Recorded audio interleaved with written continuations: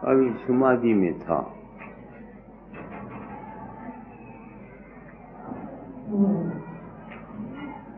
समाधि में क्या देखते थे?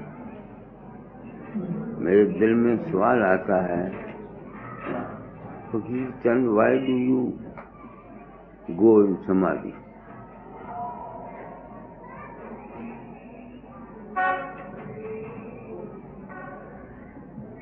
क्यों ये बिगिनिंग ऑफ दी लाइफ मुझे क्यों ये खबत पड़ा? वाई?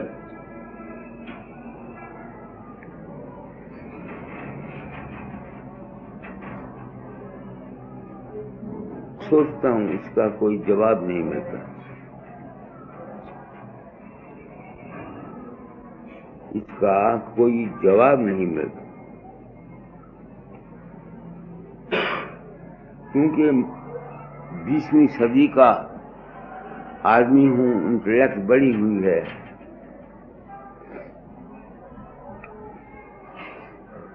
लाइफ है, जब ये बाहर के एक्सटर्नल इफेक्ट से घबरा जाती है, तो ये उस एक्सटर्नल इफेक्ट से बचना चाहती है।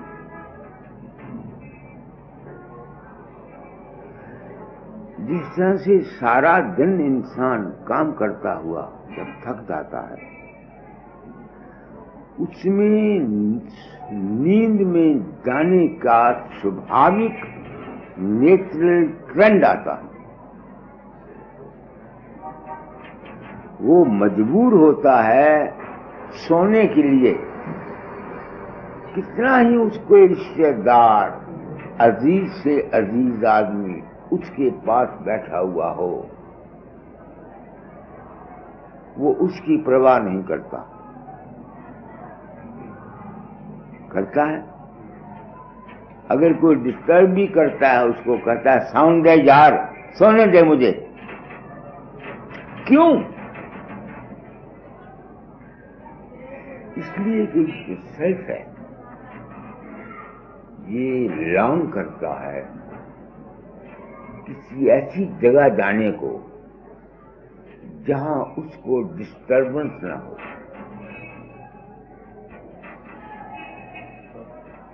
समझ तो मेरी बात को मैंने क्या कहा?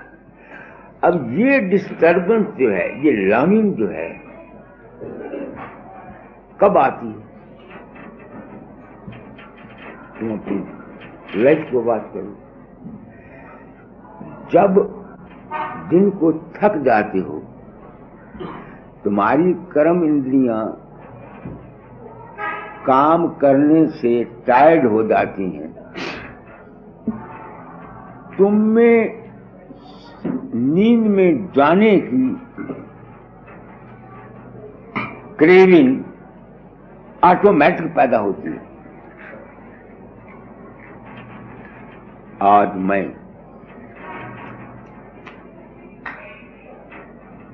ये सत्संग कराता हूं, अपनी आत्मा से पूछता हूं क्यों कराता है?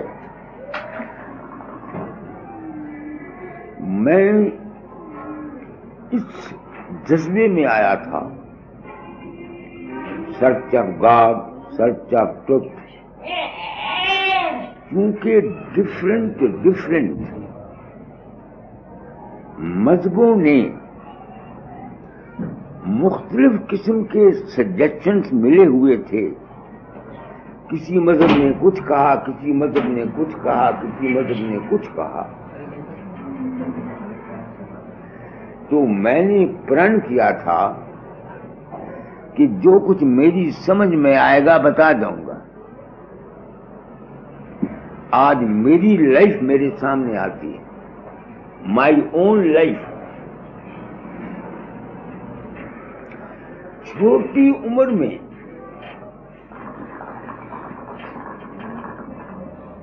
इसका ख्याल मिला था, इस भक्ति का। क्यों?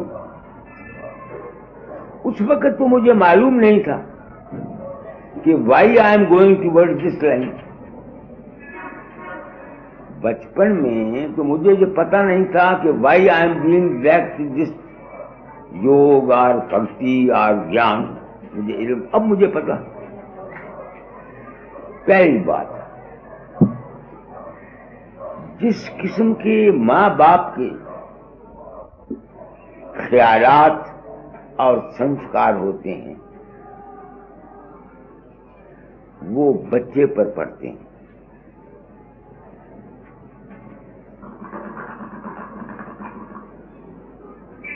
समझ में बात?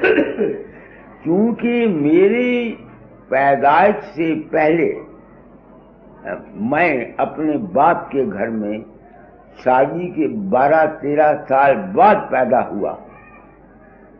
उनको लॉन्गिंग रहती थी औलाद की।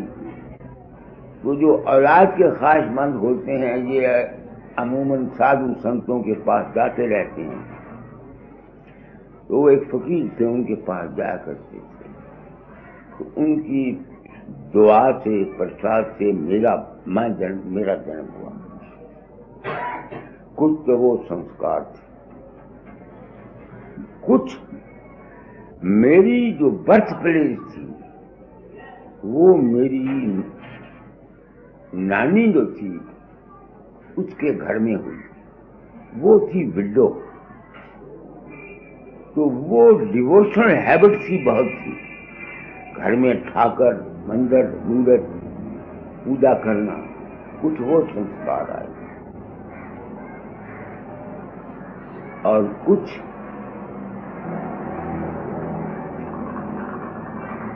मेरी बचपन की शादी, छोटी उम्र की शादी की वजह से 13 साल की उम्र में मेरी शादी हुई। 14.5 साल, 15 साल की उम्र में मैं ग्रस्त में फंसा। तो कुछ संस्कार थे और कुछ मेरी गरीबी, पॉवर्टी, और कुछ मेरे बाप की सख्ती। वो बड़े सख्त मिजाज थे।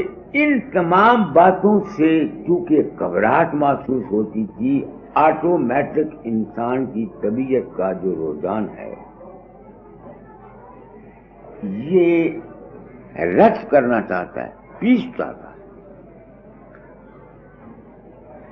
जिस तरह सारी दिन काम करने के बाद रेस्ट चाहता है आदमी, इस तरह से लाइफ की स्ट्रगल, कुछ पिछले जन्मों के कर्म,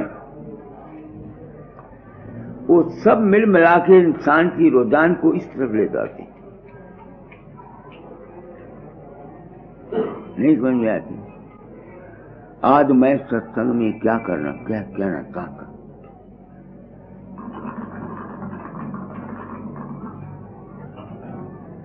सत्संग किसे कहते हैं? जिसमें इंसान की मन के ऊपर जो बर्डन है, वो ख्यालात जो दुख का कारण बने रहते हैं, जिससे इंसान बोझ महसूस, थका हुआ महसूस करता है, उनको साफ किया जाता है। पढ़ो सत्संग, निकाला पढ़ो।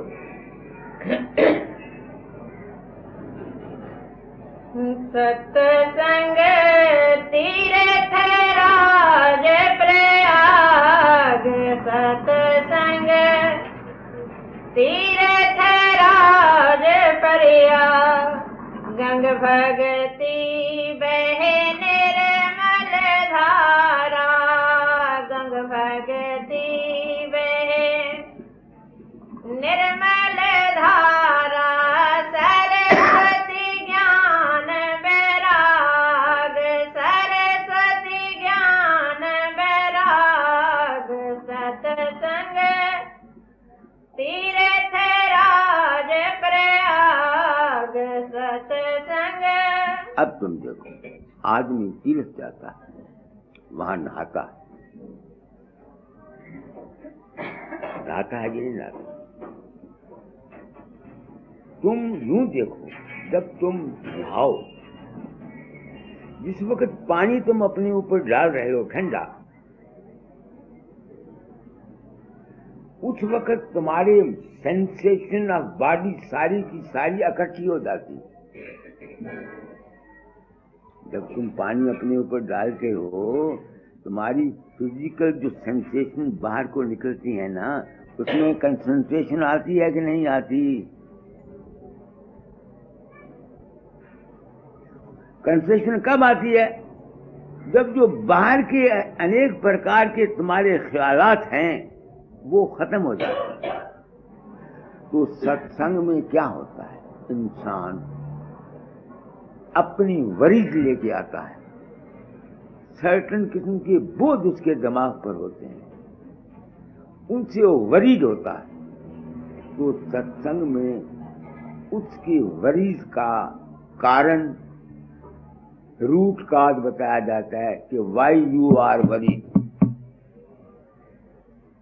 क्यों तुमको ये दुख है, नहीं समझ में आती है। तो मैंने अपनी जिंदगी में जो कुछ समझा वो ये है, मैंने बड़े बड़े महात्मा देखे।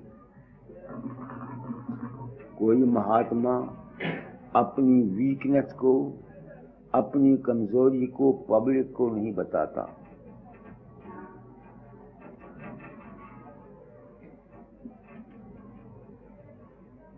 कोई महात्मा अपनी कमजोरी को पब्लिक को नहीं बताता।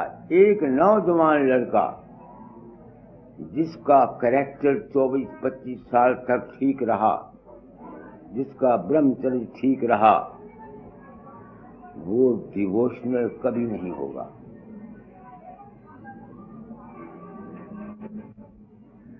वो भक्ति जिस तरह हम मंदिरों में करते हैं ना, भक्ति घंटी बजाते हैं, साष्टांग, वो नहीं करेगा, क्योंकि उसमें वीकनेस नहीं है। तुम बच्चे मेरे पास हो, आई हैव गॉट, मेरे पास I work with certain mission, certain aim of life है मेरा सत्संग कराने का।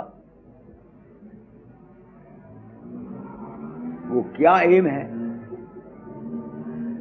कि अगर बच्चों को उनके कैरेक्टर के मुतालिक रखा जाए, उनके कैरेक्टर को बनाया जाए, वो विम्जिकल नहीं होंगे और ये स्पिरिचुअल मैडनेस जो है ये उनमें नहीं आएगी।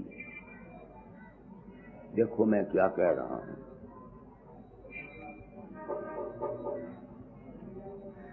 दुनिया ये जो भक्ति करने वाले आदमी है मेरे जैसे, इनकी तारीफें करती है।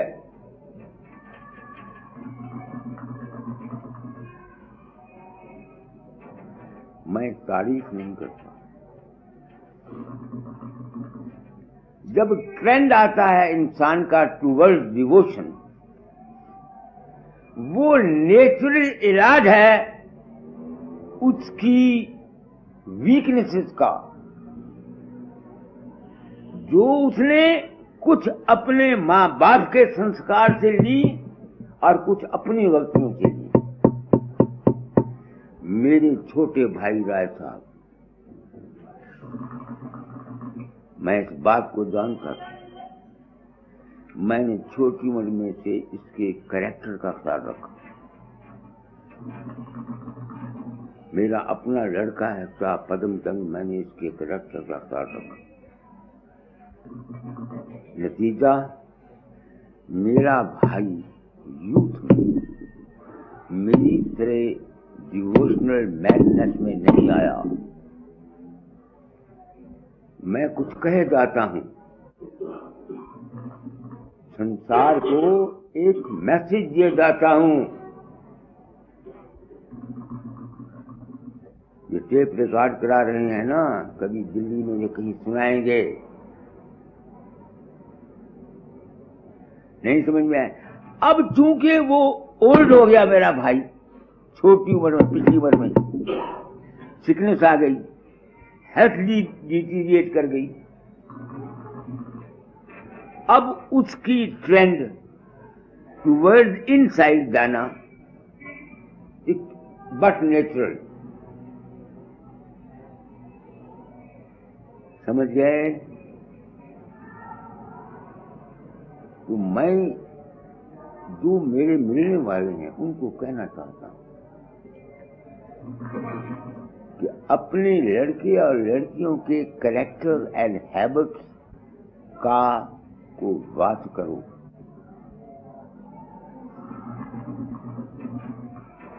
सोच लो।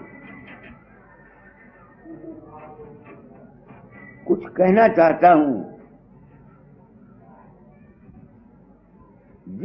क्या कहना चाहता हूं, एक सर्टन मिशन लेके मैं दुनिया में आया हूं। वो मेरी मिशन क्या है? Line of action, how to live in this world. मैंने देखा है जिन औरतों को लिकोरिया होता है,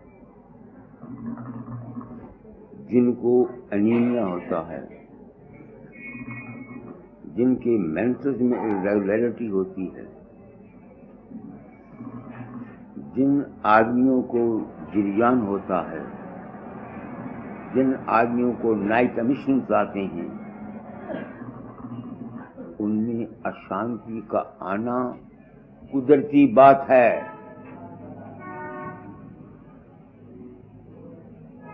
क्या कहा मैंने? तू समझ रही है बेटी? मैं चाहता हूं स्त्री जाति नौजवान लड़कियों का सुधार हो,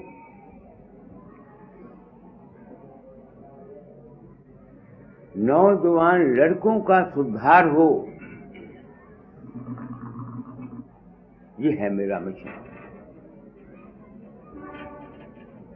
दो आदमी मेरे सामने, एक मेरा भाई छोटा, एक मेरा लड़का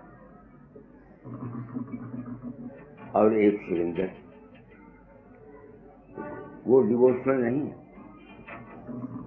अगर वो डिवोशनल होता है किसी वक्त, तो वो होता है क्योंकि उसके मीन्स ऑफ लिविंग जो है वो कमजोर है। समझ गए मेरी बात को? मैंने क्या कहा है आप लोगों को? सोचो मेरी बात। एक, अब मैं मिसाल देता हूं। मेरे एक मित्र हैं, मैं नाम नहीं लेना चाहता कि कोई टेप रिकॉर्ड है, वो मेरे गुरभाई भी हैं, गुरभाई भी हैं। उसका लड़का 9वीं जमात में फेल हो गया।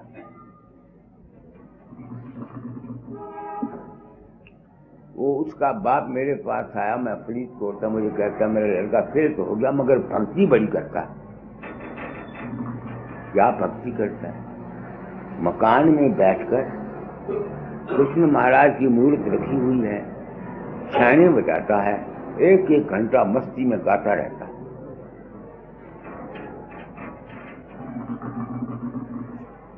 मैंने उसको बोला, दोस्त मुझे बहुत दुख है, तेरा लड़का बदचलन हो गया।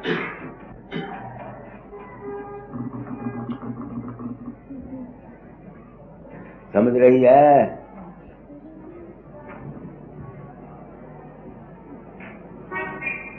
वो कहने लगा तेरा दिमाग खराब हो गया है। मैंने कहा मुझे पता नहीं खराब है कि गलत है, तू जान। मैंने जो कुछ कहना था कह दिया। कहने लगा इसका सबूत दे। मैंने कहा घर में जाके कह दे कि बाबा फकीर बड़ा अंतर्यामी है। जो आदमी योगी राज है, जो आदमी उसके पास आकर कुछ मांगता है उसकी दुआ पूरी कर देता है। जाके कह दे, मशहूर कर दे घर वालों को। वो आगे भी फेथ रखते थे, उसने जाके बड़ी मेरी तारीफ कर दी। 2.5 महीने के बाद मैं फरीदकोट में स्टेशन मास्टर था। वो लड़का जब मैं समाधि से उठा वो मेरे आगे बैठा हुआ था, वो रोने लगा। मैंने कहा बच्चा क्यों रोता है? ताया जी मैं दुखी हूं। क्या दुखी? मैंने जी एक दूसरी जात की लड़की वहां आया करती है, हमारी जात और उसकी और है, वो मुझसे प्यार करती है। मैंने अपने आप को खराब तो नहीं किया, मगर मैं अशांत बहुत रहता और दुखी रहता। मैंने उसको दिलासा दिया, मैंने कहा तू पढ़, तेरा बाप उसको डॉक्टर बनाना चाहता है, डॉक्टर पढ़ जा। उस वक्त में आउट ऑफ कास्ट मैरिज हो जाएंगी, मैं वादा करता हूं कि तुम्हारी शादी उसी लड़की के साथ करा दूंगा। खैर वो चला गया। मैंने उसके बाप को चिट्ठी लिखी, मैंने कहा ये बात है, मेरा नाम न लेना, नहीं तो वो कहेगा मैंने कॉन्फिडेंस में मुझको रखा तो मेरा पर्दाफाश कर दिया। प्रयास करने पर मालूम हुआ कि वहाँ लड़की वो आया करती थी। तो हमारी अशांति का मुख्य कारण तुम समझ रहे हो, मेन ये है। मैं ये कहना चाहता हूं संसार को, क्योंकि मैंने अपने आप को संत सदगुरु प्रोक्लेम किया है। सतगुरु नाम है सच्चे ज्ञान का। जब मैं कहता हूं कि मैं सतगुरु हूं तो मुझे कोई सुरखाब का पर नहीं लग गया। तुम समझते हो ना, ये जितने डिवोशनल हैबिट वाले हैं, अगर ये गुरु की हदायत में रहकर ये है डिसीज्ड, आई वॉज डिसीज्ड। देखो मैं कितनी सच्चाई से बयान कर रहा हूं। मैं बीमार था, समझते हो कि नहीं? अगर इंसान बीमार होकर हकीम की दवाई जो खाता है उसके साथ अनुपान नहीं करता, उसको दवाई से क्या फायदा होगा? ये जितने आदमी डिवोशनल हैं, इनका ट्रेंड ऑटोमेटिक जाता है टूवर्ड, जिस तरह फिजिकल ट्रेंड जाता है टूवर्ड स्लीप, टायर्ड हुआ जिस्म चाहता है टू रेस्ट, इस तरह मन जो है ये मुख्तलिफ किस्म के ख्यालात से घबराया हुआ, मुख्तलिफ किस्म के विचारों से घबराया हुआ पीस चाहता है। तो उसकी घबराहट का कारण क्या है? एक कारण उसकी जो डिजायर है,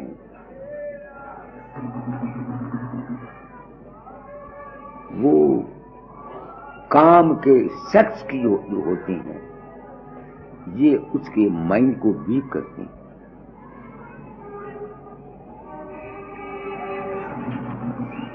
समझ गए मेरी बात को? मैंने क्या कहा है आपको? मेरे ये तजर्बे हैं, पर्सनल ऑब्जर्वेशन ऑफ लाइफ। मैं फूल नहीं हूं।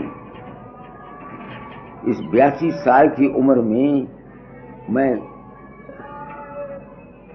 सच पूछते हो, कभी तुम्हारे घर खाना खाया, कभी किसी के घर में खाया, मैं इसको ये समझता हूं that I am just like a dog, कुत्ते की तरह हूं। एक दरवाजे पर गया, टुकड़ा मांगा, खाया, दूसरी एक बात नहीं, मैं फील करता हूं, मगर मेरे पर एक ड्यूटी इंटरेस्ट किया दाता ने। I want to discharge it with my true conscious, सच्चे दिल से मैं उसको डिस्चार्ज करना चाहता हूं। ये जो सेक्स के ख्यालात हैं गलत, मैं तुमको जहां स्त्रियों का गुरु बनाना चाहता हूं, और मैं चाहता हूं कि तुम जो लेडीज तुम्हारे पास आती हैं, इनको करेक्ट लाइन ऑफ एक्शन बताओ।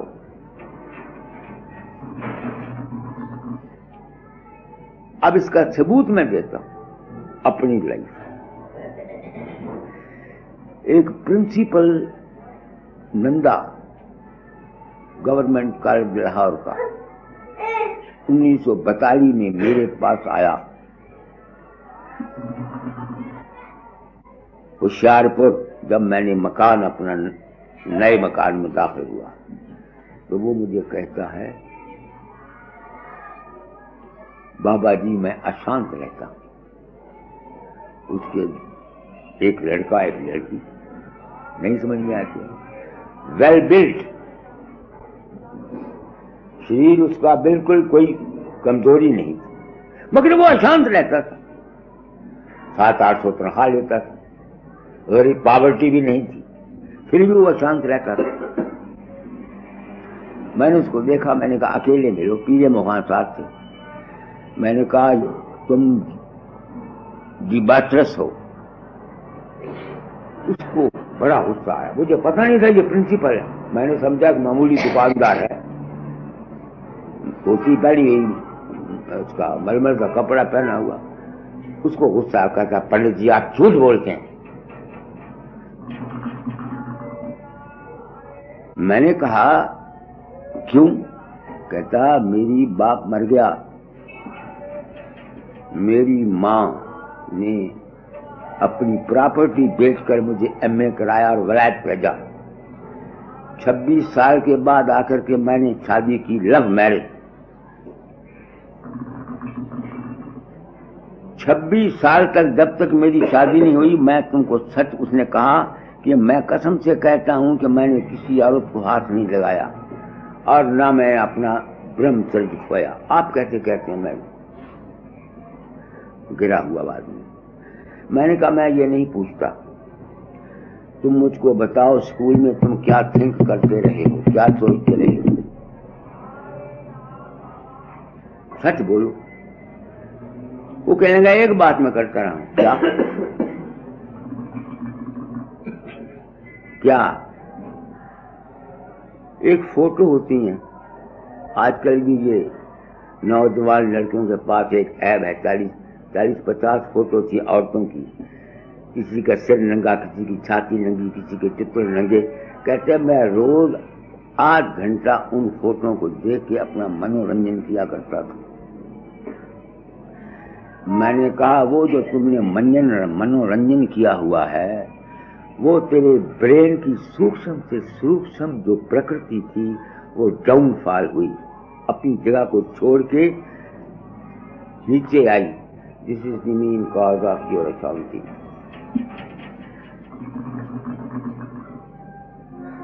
सोच लो, ये तुम्हारे सामने बैठा जिनेंद्रनाथ, इसको मैंने ब्रह्मचर्य की तालीम दी, इसकी माँ की बोली। मैंने कहा बेटा शादी मत कराना, माँ की सेवा करते रहना। इसने शादी नहीं कराई, माँ 82 साल की होकर मर गई। ये कहता है मुझे चिंता और फिक्र या अशांति कभी सपने में नहीं आती। आए कैसे? तुम लोग सत्संग में आते हो, तुमको भी कहता हूँ, क्योंकि ये टेप रिकॉर्ड करा रहा है, दिल्ली में जाएगा, कई आदमी सुनेंगे, for the betterment of the public. सत्संग का मतलब क्या है? सत्संग से इंसान को वो समझ दी जाती है, बिन सत्संग विवेक न होई, अरे राम कृपा बिन सुलभ न सोई। अमीरी कुछ और चीज है। जितनी फॉरेन कंट्रीज के आदमी में अशांति है, हिंदुस्तान में इतनी नहीं है। वो शांति की तलाश में दौड़ते फिरते हैं। 30 आदमी अमेरिका से आ रहे हैं इसी सर्च के लिए। क्यों ये बात है? क्योंकि हम लोगों को करेक्ट लाइन ऑफ एक्शन नहीं आता है। आप समझ गए मेरी बात को? अशांति का मुख्य कारण क्या है? ये जितने डिवोशनल हैबिट वाले आदमी हैं, जो बहुत सिर मारते हैं, मेरे अंदर देवी आ गई, मेरे अंदर देवता आ गया, मुझको फलानी चीज, ये सारे के सारे मेंटली डिरेंज्ड पर्सन हैं। और ये मेंटल डिरेंजमेंट क्यों आती है? इसलिए कि उनका जो माइंड है ये लस्ट में आता है। लस्ट शख्स की भी लस्ट है, दुनिया की सादो सामान। मैं डिप्टी कमिश्नर बन जाऊं, मेरे ऐसे ऐसे मकान हो, मेरे ऐसे ऐसे महल हो, नहीं समझ में आती है। दुनिया की आशाओं के जो बड़ा बड़ा सामान है, इसकी डिजायर्स का जो चस्का है वो भी लगता है। काम काम सब कोई कहे, काम न कीने को, जितनी मन की कल्पना काम कहावे सो। तो इंसान की अशांति का मूल कारण क्या है? Extreme desire of anything.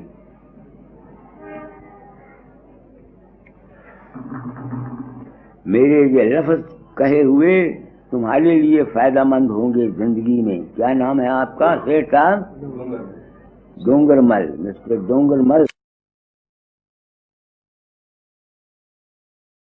बढ़िया समाधियां लगाता, मुझे तो पता नहीं था। उसका एक दोस्त है जो वैद है, वो उसके पास गया करता है, उससे स्वप्न दोष की दवा पूछा करता है।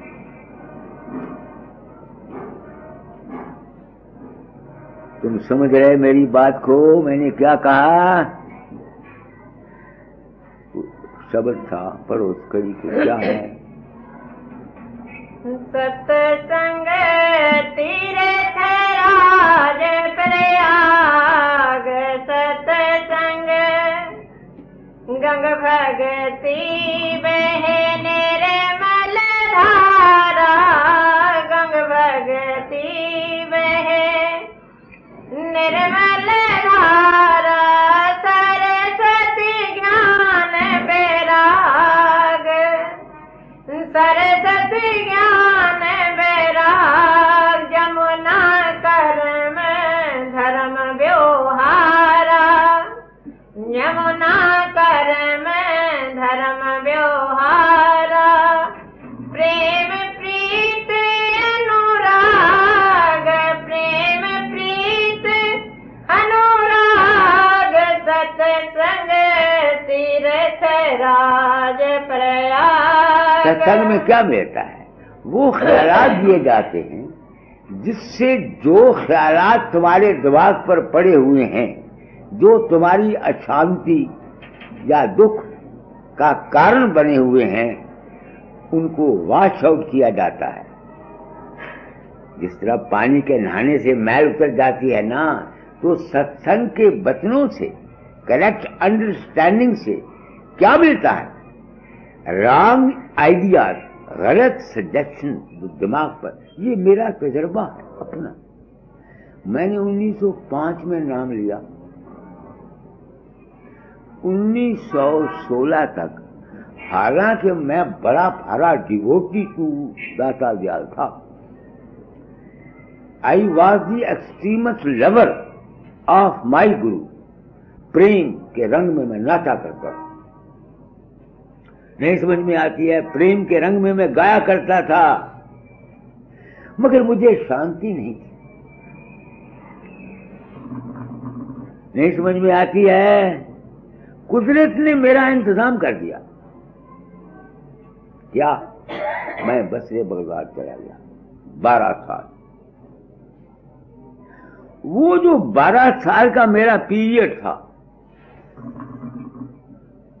क्योंकि मुझको इस पद का ठड़क था और दाता दयाल से प्रेम था। मेरे साथ मेरा भाई रहता था, राय साहब, परशोत्तम दास रहता था, दुर्गा दास संगी रहते थे।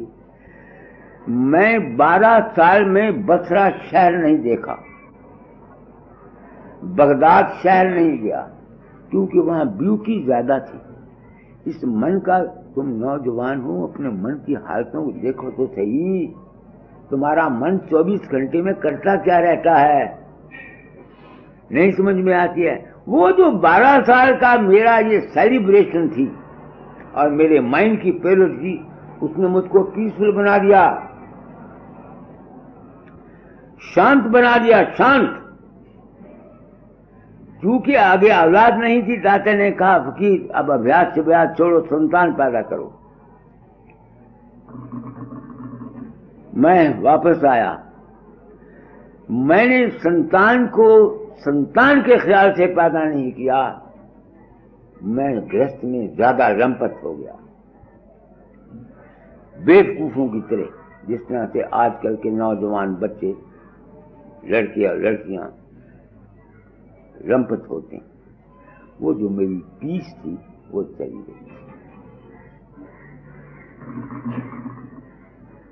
वो मेरी पीस चली गई। पीस समझ में नहीं आता था कि क्या, क्यों, why I have lost my peace of mind. समझ गए मेरी बात को कि नहीं? फिर मेरे दिल से ये ख्याल आया कि this is the defect in me, I control my self. It took some time but I became successful. As a result of that I am today one of the blessed souls who has got peace.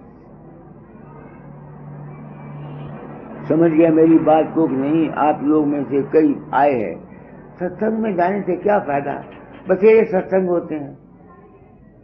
अगर सत्संग में जाके तुमको line of action नहीं मिलता, तुमको सही जीवन गुजारने का तरीका नहीं मिलता, तो क्या फायदा? तो एक तो हमारी अशांति का ये कारण है, समझ गए? दूसरा कारण हमारी अशांति का है हमारी इल हेल्थ।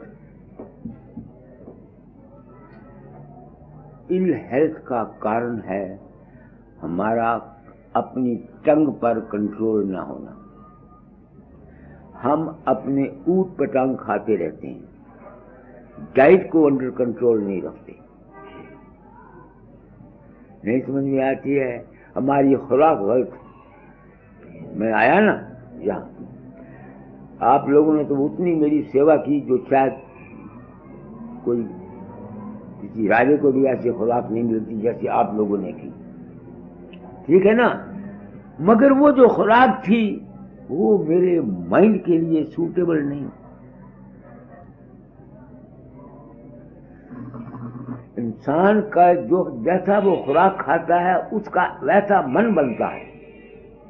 इस वास्ते खुराक में सतोगुण, रजोगुण, तमोगुणी फूड होती है। जो आदमी पीस चाहते हैं उनको अपनी खुराक को ठीक करना चाहिए।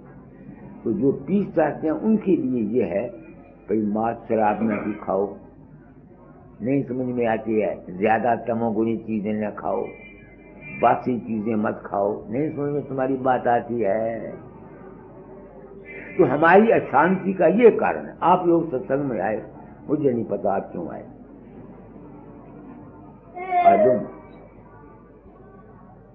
मैं अपनी एक ड्यूटी समझता हूं, एक फर्ज समझता हूं। जो सत्संग कराने का असली ऑब्जेक्ट है मैं वो बताता हूं, ताकि जो आदमी मेरे संपर्क में आते हैं उनको शांति मिले, उनको पीस ऑफ माइंड मिले, उनको हेल्थ मिले, उनको वेल्थ मिले। समझ में बात आती है कि नहीं आती है? अब तुम देखो वेल्थ कब मिलती है? हेल्थ का तो मैंने आपको बता दिया, वेल्थ कब मिलती है? जो कुछ किसी को मिलता है वो उसकी अपने ख्याल की ताकत होती है, डिजायर होती है, नहीं समझ में आती है? जिसकी हेल्थ नहीं वो वेल्थ भी नहीं कमा सकता। ख्याल है तुम्हारा, कल ही मैंने सत्संग में बोला था, तुम्हारा ख्याल है, अपने ख्याल को ऑप्टिमिस्टिक रखो। ऑप्टिमिस्टिक, ऑप्टिमिस्ट जानते ना, आशावादी। कमजोर ख्याल तुम कभी मत लो। फेथ या तो अपने सेल्फ पर करो I wish, I will, I can, या तो ये करो, मगर ये मुश्किल है। इस वास्ते उसको सहारा दो, राम का दे दो, कृष्ण का दे दो, गुरु का दे दो, नहीं समझ में आती है। तुम्हारा जो फेथ होगा, तुम्हारा जो विश्वास होगा, वो काम कर जाएगा। जिसका तुम्हारा भाई है आरती शर्मा है क्या तुम, उसका मुझ पर फेथ ही बैठा ना, कुछ और तो नहीं बना। अमेरिका जा रहा था, समझा मेरा मतलब नहीं, क्योंकि उसके दिल में अपनी वीकनेस ऑफ यानी वेल्थ की कमी का उसके अंतर में एक फीलिंग्स थी, तो उसकी वीकनेस का असर मेरे दिमाग पर पड़ा। मैंने अपनी पॉकेट से इनके सामने 1 रुपया निकाला, उसमें लिख दिया love to mister IC Sharma, नीचे दखल कर। अब उसका चूंकि फेथ था कि बाबा ने मुझे ये दिया है, 1000 रुपया वो कमा गया। आप ही ने कहा ना, मैंने तो नहीं कहा। अब मैं ये सोचता हूं कि मैंने हजारों आदमियों को लक्टू कीपर या लक्टू सच मैं लिख के दिया है, सबको क्यों नहीं, सबको लाखों हजारों रुपए क्यों नहीं मिल गए, उसको क्यों मिल गए? देखो ना, मैं I don't want a false name and false respect that I have done this, I have done this. No. It is thy own faith. ये तुम लोगों का अपना ही विश्वास काम करता है, मेरा नहीं करता।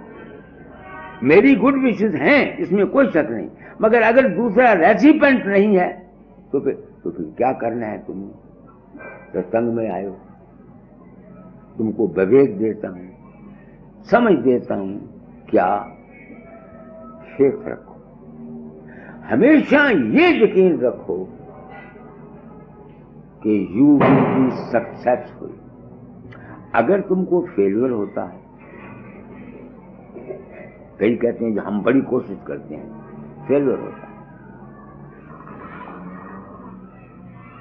जो आदमी दूसरों के क्रिटिक होते हैं,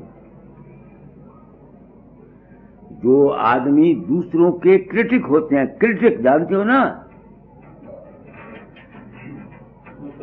उनको फेलियर होगा। मेरे छोटे भाई राय साहब क्रिटिक हैं,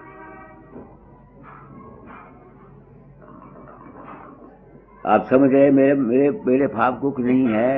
ये मौजूदा जो है ना इस जमाने की आबो हवा, ये हमको क्रिटिक बना देती है।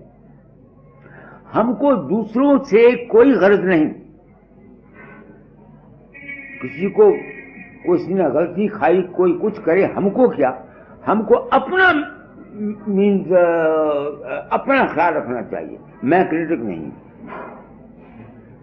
ये ठीक है कि मेरे पास बैंक बैलेंस नहीं, मगर मैं लाखों पति आदमियों से ज्यादा शांत हूं। जिन्हें के पास लखूखा रुपए हैं ना, उनसे मैं ज्यादा पीसफुल हूं। मेरा मन जस्ट लाइक ए किंग है, शहंशाह समझता हूं अपने आप को। कोई चीज होती है, ये नहीं सोचता कि कल के लिए मेरे पास है या कि नहीं, उठा के दे देता हूं, मुझे मिल जाती है। तो अगर कोई शख्स धनी होना चाहता है, एक तो क्रिटिक न रहे, एक हमेशा देता रहे, गिव। ये मेरे छोटे भाई ये देते रहे हैं। मैंने बगदाद में देखा है, कोई गरीब इनके पास आया, इन्होंने कभी इनकार नहीं किया, देते रहे, और भगवान ने इनको बहुत काफी दिया, अब भी देता रहता। तो आज टॉपिक है सत्संग का। सत्संग में क्या मिलता है? जीने का राज मिलता है, विवेक मिलता है, समझ मिलती है हम अपनी तकदीर को बदल सकते हैं। कैसे बदल सकते हैं? एक ये गुरु के पास के गुरु गुर बताता है। एक मिसाल बताता हूं। कुछ प्रारब्ध कर्म होते हैं मगर रेख में मेघ बच जाती है। वो कैसे? एक कहावत है, सच्ची है कि झूठी है मुझे पता नहीं, मगर हम उससे सबक लेते हैं। एक वजीर था, उसका एक लड़का और लड़की था। उसका एक गुरु था जो साधु जंगल में रहता। वो अपने लड़के लड़की को जंगल में ले गया। तो उसने कहा, महाराज जी मेरे लड़के लड़की का भाग बताइए। साधु ने कहा, ऐसी बातें नहीं पूछा करते। वो जिद कर गया क्योंकि वो प्रेमी था। उसने कहा, फिर पूछते हो सच है कि हाँ, ये तेरी लड़की वैश्या बनेगी और लड़का कसियारा बनेगा। अब वजीर के पांव के नीचे से मिट्टी निकल गई।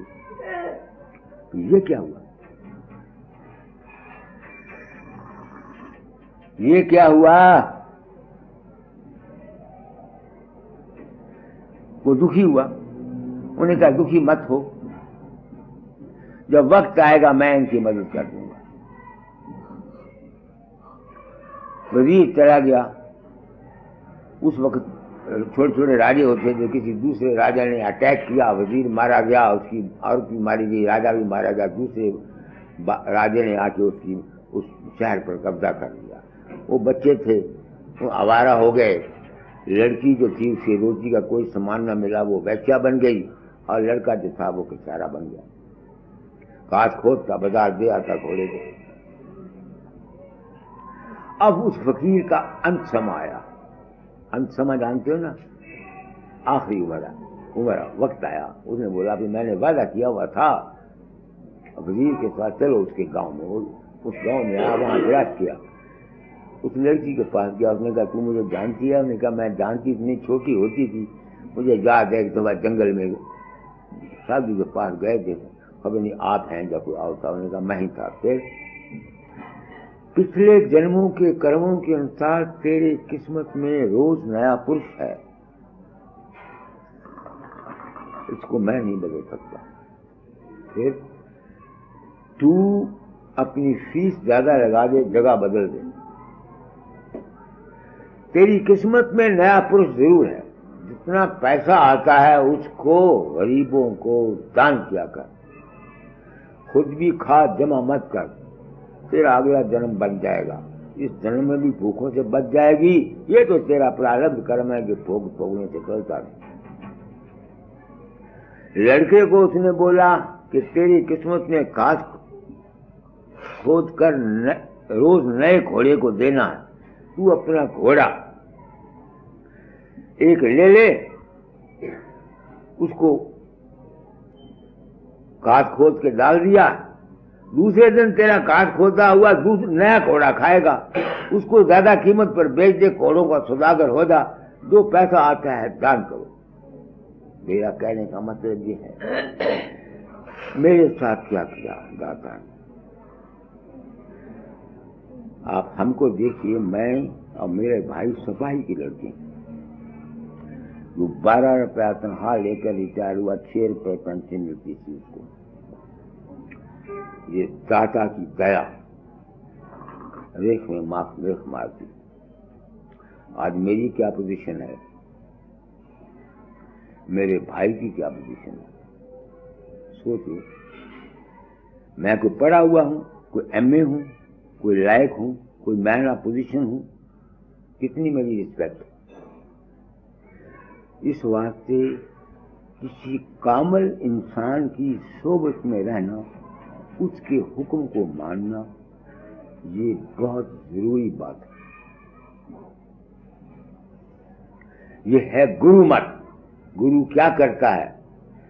गुरु हर शख्स की प्रकृति को देखकर, हर शख्स के सरकमस्टेंसेस को देखकर उसको सजेशन देता है, राय देता है कि बरखुरदार तू ये काम कर। मेरी सारी जिंदगी इसी खबत में गुजरी। मैंने जो कुछ भी किया, जो दाता ने मुझे कह दिया ये करो, बहुत अच्छा, और मैं जिंदगी में कामयाब रहा। तो सत्संग के मैंने क्या है, गंगा ले ख्यालात, जमुना दुनिया के व्यवहार के ख्यालात, सृष्टि ज्ञान और वैराग के ख्यालात। तो सत्संग में जाकर जीव को अपना व्यवहार कैसे करना है, नेकी कैसी करनी है और ज्ञान कैसे हासिल करना है, ये सत्संग में विचार दिया जाता है। मगर दे वो सकता है जो गुरु कोई हो। जिस तरह से आजकल के हकीम और डॉक्टर, उनको एलिमेंट्री नॉलेज जिस्म का नहीं है, किताबों के नुस्खे पढ़ के बता देते हैं। बीमार को अगर लग गया तीर तो तुक्का, चांद से बच गया, उस बीमारी से हो गया। अगर वही डॉक्टर उसका सारा खून सब कुछ टेस्ट करके उसको दवाई देगा, वो कामयाब हो जाएगा।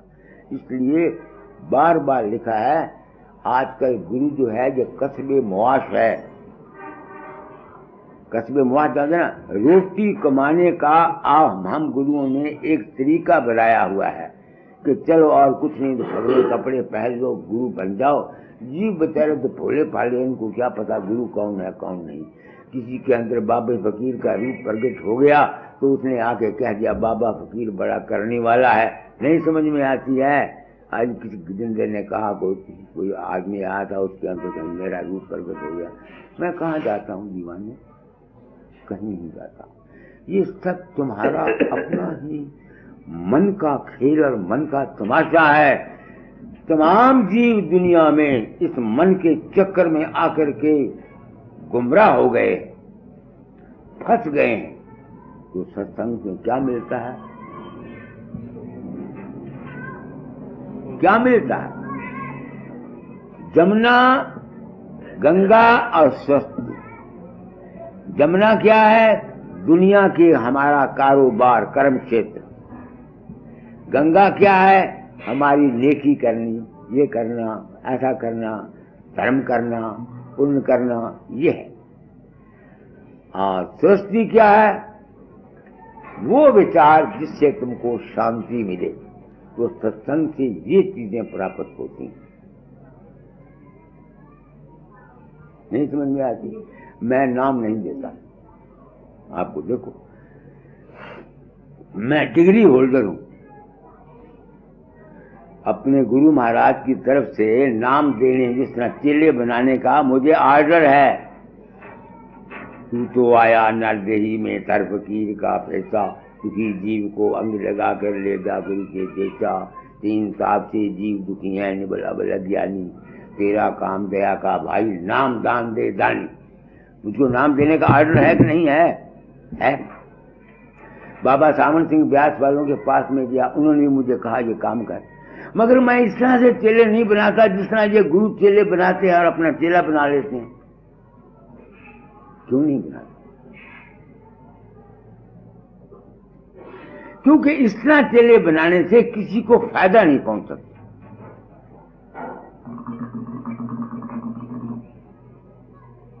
मैंने 1942 तक इसको नाम दिया, उससे पहले इसको नाम दिया, इसके भाई को नाम दिया, 2, 4, 10 आदमी और थे।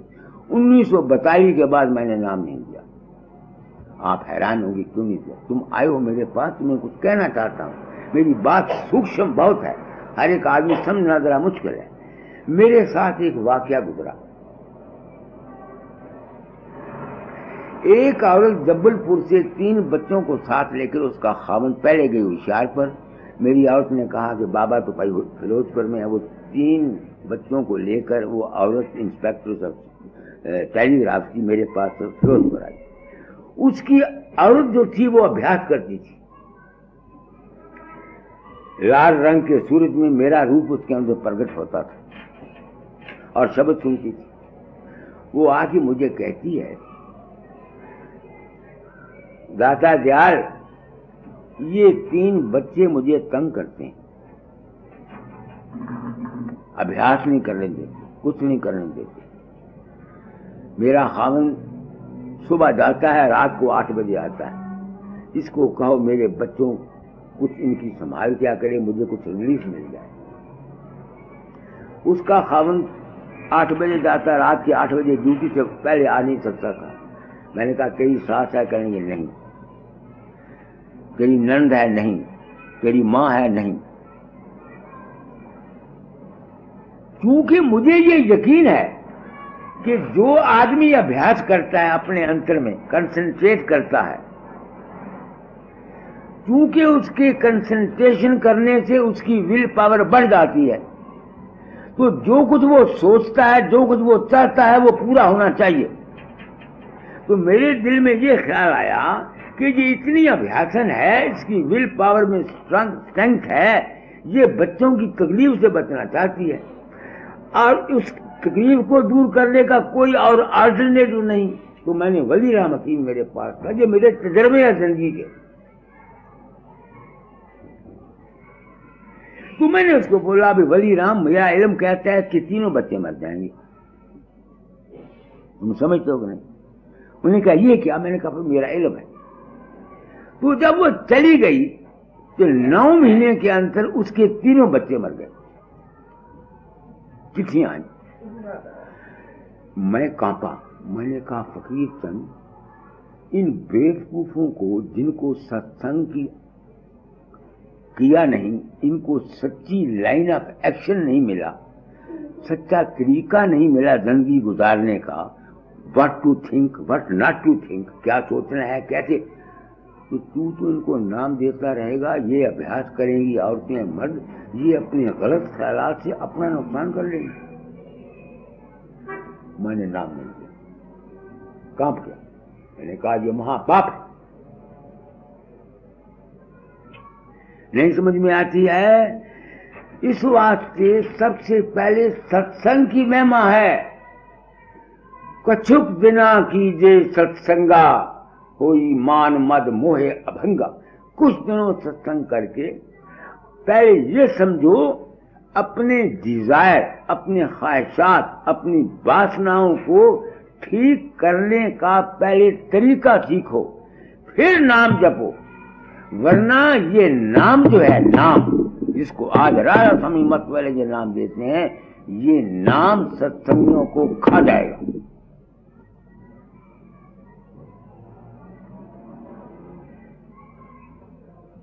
मैंने क्या कहा? खा जाएगा।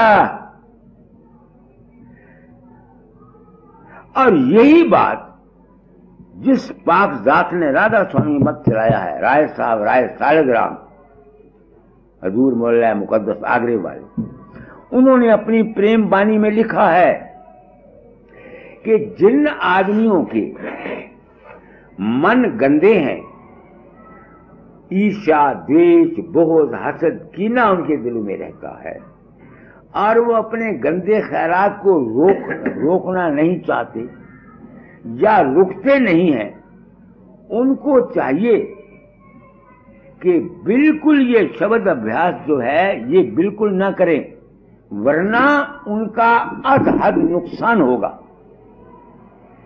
यही बात हिंदू शास्त्र में लिखा है कि गजत्री का ये मंत्र जो है, अगर शूद्र सुन ले तो उसके कानों में सिक्का भर दो। शूद्र कौन है? जिसके मन गंदे हैं, जिसके दिल में द्रोह है, दूसरों से नफरत है, द्वेष है, बुग़्ज़ है, ऐसे आदमियों को नाम नहीं रखना चाहिए। उनको चाहिए सत्संग करें, ताकि सत्संग से उनके कुछ मन साफ हो जाएं। सत्संग में होता क्या है? जो गलत ख्यालात, गलत विचार, रॉन्ग सजेशन जो दिमाग पर पड़े हुए होते हैं, सत्संग के वचन सुनते रहने से क्या होता है? क्लैरिफिकेशन हो जाती है और आदमी को पता लगता है कि वो आई एम रॉन्ग, मैं कहाँ गलती खाता हूँ, कहाँ गलती नहीं खाता। तो ये है आज था सत्संग की बोलती। मैंने बहुत कुछ आपको सत्संग की महिमा बयान कर दी। महिमा तो सब दुनिया कहती है, सत्संग बड़ा है, सत्संग बड़ा है। कैसे बड़ा है? सिर्फ सत्संग के मैंने ये तो नहीं है कि तुम मेरे पास आके बैठ के छाने ले लिए, समझाए का मतलब मेरा छाने खड़का दिए, ये सत्संग है नहीं। सत्संग है दर्शन करे, वचन पुनि सुनने, सुन सुन कर नित मन में गुने, गुण गुण कड रहे तिस सारा, कड सार तिस करे आहारा, कर आहार पुष्ट हुआ भाई, जग भव भय राज सब गई गोल। तो सत्संग के क्या फायदा होगा आपको? आपको समझ आ जाएगी कि हमने दुनिया में अपने मन को क्या कैसे कैसे ख्यालात सोचने हैं, कैसे कैसे हमने अपने मन में विचार रखने हैं, नहीं समझ में आती है। तो तुमको जो कुछ मिलना है, तुम्हारे अपने थिंकिंग, तुम्हारे अपने विचार, तुम्हारी अपनी वासना का फल मिलना है। गुरु ने तुमको ज्ञान देना है, गुरु ने तुमको सच्चा रास्ता बताना है। समझते मेरा बात? बाकी जो कुछ तुमको मिलना है ये तुम्हारा अपना फेथ। ये तजर्बा मुझको हुआ, मैं डरता हूं। पिछले खोटे कर्म किए हुए आज हम भुगतते हैं। अगर मैं आज इस गुरु पदवी पर आकर तुम लोगों से सच्चाई नहीं बयान करता और अपना मान झूठा ले जाता हूं कि हाँ बाबा फकीर अफ्रीका में प्रगट हुआ, फलाने के अंतर प्रगट हुआ, फलाने को मरते समय साथ ले गया, फलाने ने ये काम कर दिया, क्योंकि इन रियलिटी में मैं नहीं चाहता। अगर मैं प्रिटेंड करके फॉल्स नेम, फॉल्स धन, फॉल्स सूरत ले जाता हूं तो मैं मुजरिम हूं, आई एम क्रिमिनल।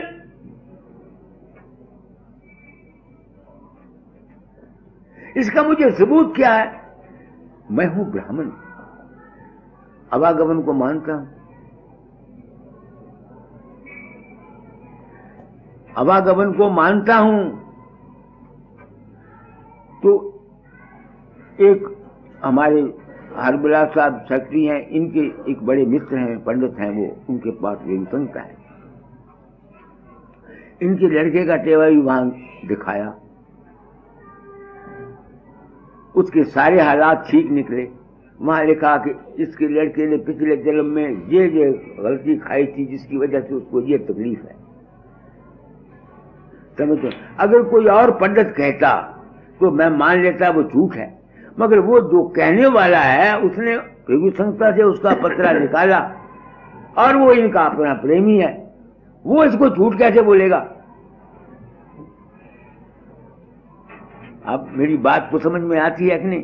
इस वास्ते मुझे यकीन है कि जो हम कर्म करते हैं पिछले जन्म के या इस जन्म के, उनका हम दिमाग पर असर रहता है और हमको उसकी सफरिंग्स का आना जरूरी बात है। इसलिए मैं डरता हूं। पर्दा रखता 1000 रुपया ले जाता आप लोगों से, माफ करना। जितनी जितनी करामातें मेरे हाथ से हुई हैं, मार अफ्रीका में मेरा रूप प्रकट हुआ, अमेरिका में प्रकट हुआ, क्या कुछ दुनिया में होता है, किसी को पुत्र दे जाता है, किसी को कुछ दे जाता है, किसी को, मुझे कुछ पता नहीं होता। मैं धर्म से कहता हूं आपकी मर्जी चाहे मेरी सेवा करो, आपके जी चाहे मेरी सेवा ना करो। मैं इस 4 दिन की जिंदगी के लिए I want to save my neck. मैं अपनी जान को आप बचाना चाहता हूं। पिछले किए हुए हम आज भुगतते हैं। हम एक दूसरे के साथ संबंधित हैं। कोई खावन बनता है, कोई बेटा बनता है, कोई बेटी बनती है। जितना जितना हमने तुमको लेना देना है, उतना उतना भुगतान भुगतता है। ये मेरा तजर्बा है। मैं कोई बात वो नहीं कहता जो गलत। प्रेम प्यारी मेरी लड़की थी, मैंने बड़ी लड़की के वास्ते 40 तोले सोना दिया।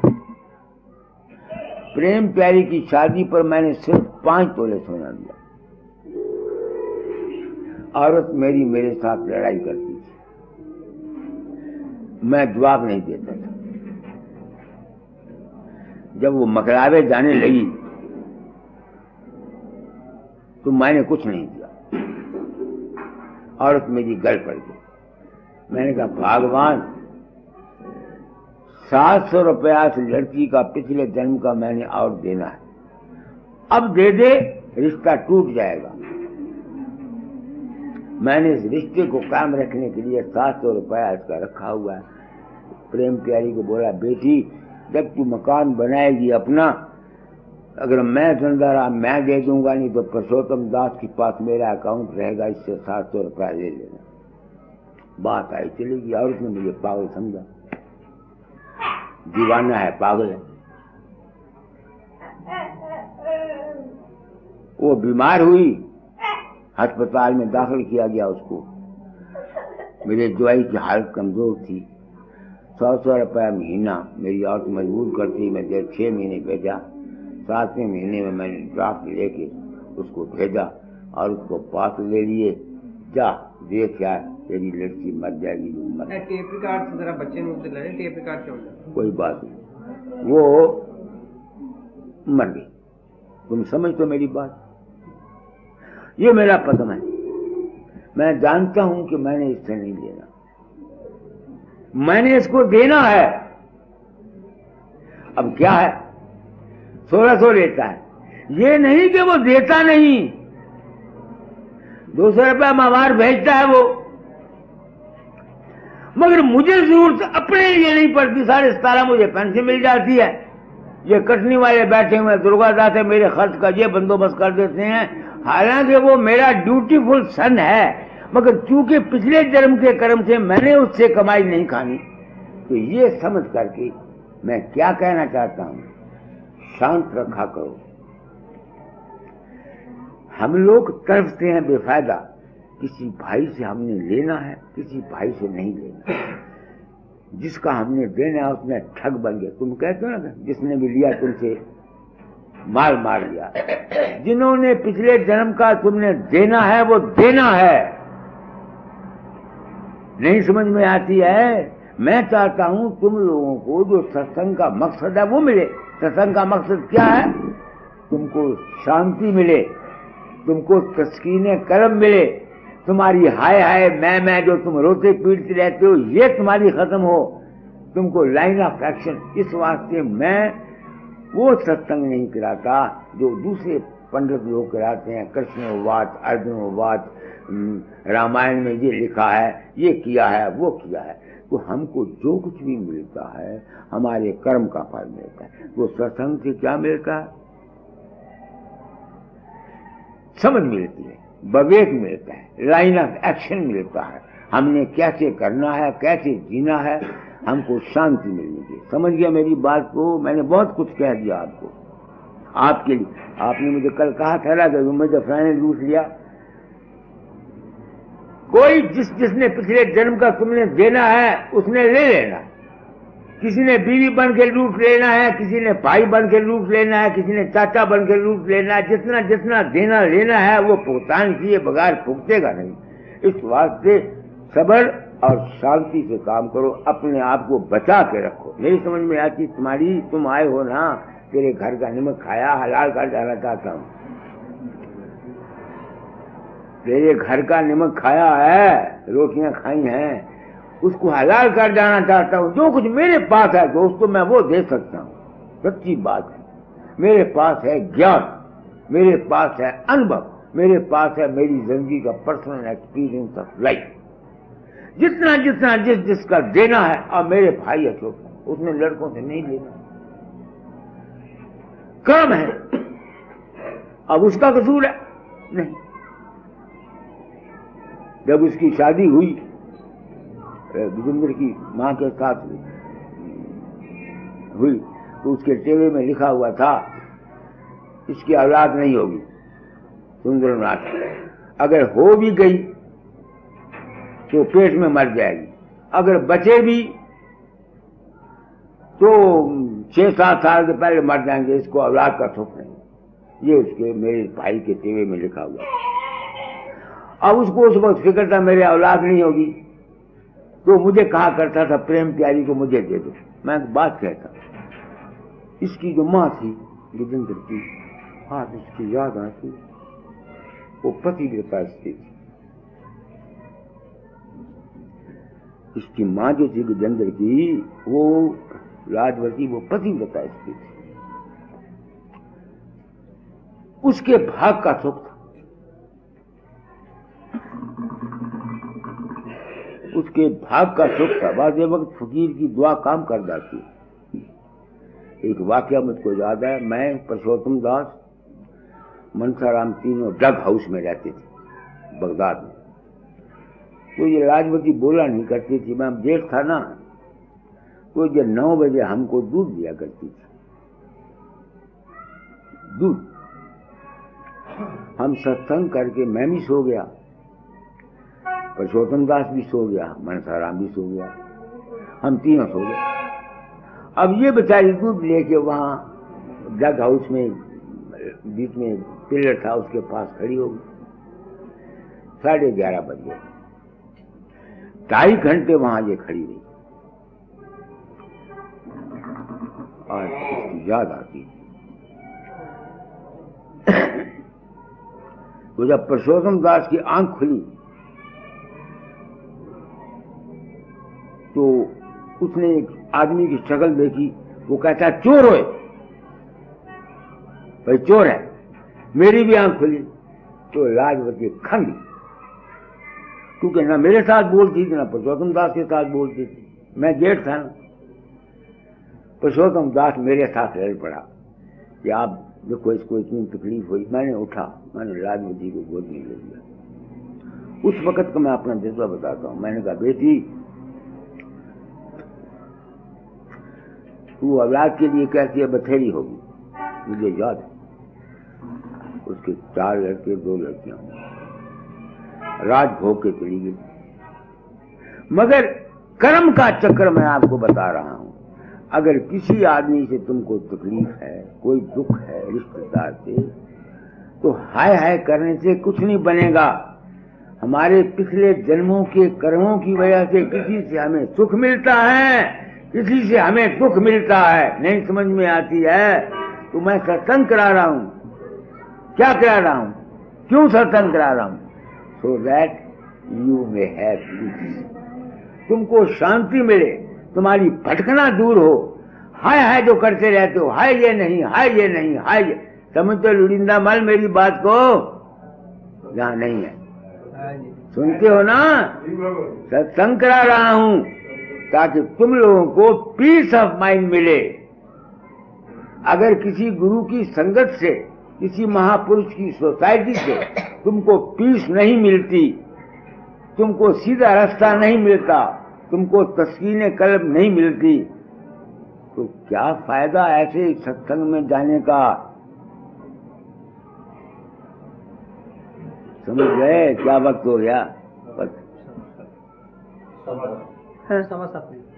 इस शब्द को पूरा कर दो बस, कभी कर दो। बहुत कुछ कह दिया मैंने, आपके मतलब की चीजें कह दी। हाँ जी। सत्संग तीर्थ राज प्रयाग, सत्संग गंगा भगती वह निर्मल धारा, गंगा भगती वह निर्मल धारा, सरस्वती ज्ञान बैराग, सरस्वती ज्ञान बैराग, जमुना कर्म धर्म ब्योहारा, जमुना कर्म धर्म ब्योहारा, प्रेम प्रीत अनुराग, प्रेम प्रीत अनुराग, सत्संग तीर्थ राज प्रयाग, घट बेशवास एक पद दृढ़ता, घट बेशवास इस पद दृढ़ता, गुर पद पूर्ण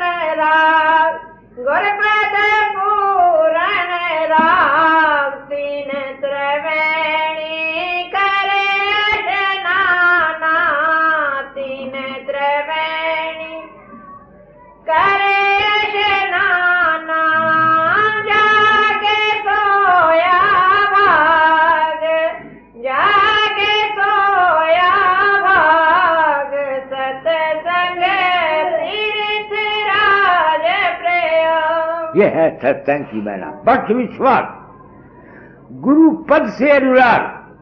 गुरु पद के मैंने ये पैर नहीं है, दुनिया भूली हुई है। अगर इन पैरों को धो के पीने से ही दुनिया में तर जाते तो दुनिया तर जाती। पद कहते हैं जिस तरह डिप्टी कमिश्नर का पद, पद कहते हैं पोजीशन को, स्थान को। गुरु नाम है ज्ञान का, गुरु नाम है समझ का। जो समझ तुमको सत्संग से मिलती है उसके साथ राग करो। राग के मैंने उसके साथ, उसके मुताबिक अपनी जिंदगी गुजारो, तब तुम्हारा काम बन जाएगा। नहीं समझ में आती है?